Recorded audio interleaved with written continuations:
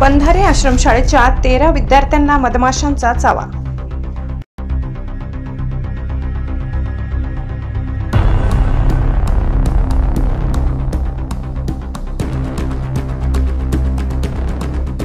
नवापूर तालुक्यातील आदिवासी विकास प्रकल्प अंतर्गत असलेल्या बंधारे येथील शासकीय आश्रमशाळेतील 13 विद्यार्थ्यांना मधमाशांनी चावा घेतल्याने एकच खळबळ उडाली।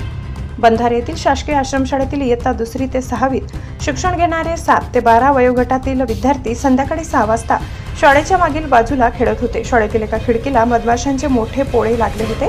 विद्यार्थी खेळत असताना अचानक मधमाशा उडाल्या आणि विद्यार्थ्यांना चावा घेण्यास सुरुवात केली।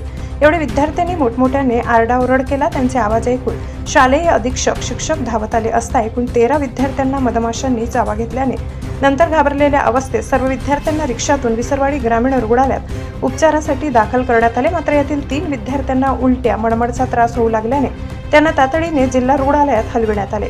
10 विद्यार्थ्यांची प्रकृती स्थिर असल्याने त्यांच्यावर औषधोपचार करून रवाना करण्यात आले। यावेळी विसरवाडी पोलीस ठाण्याचे सहाय्यक पोलीस निरीक्षक नरेंद्र साबळे, पोलीस उपनिरीक्षक किरण पाटील, पोलीस कॉन्स्टेबल निखिल ठाकरे, लिनेश पाडवी यांनी दवाखान्यात विद्यार्थ्यांची भेट घेतली। ब्युरो रिपोर्ट, विसरवाडी प्रतिनिधी गणेश सोनवणे। कुठं होतं मधमाशा? या खिडकीला होत्या का शाळेच्या? मग तुम्ही तिथं काय करत होते?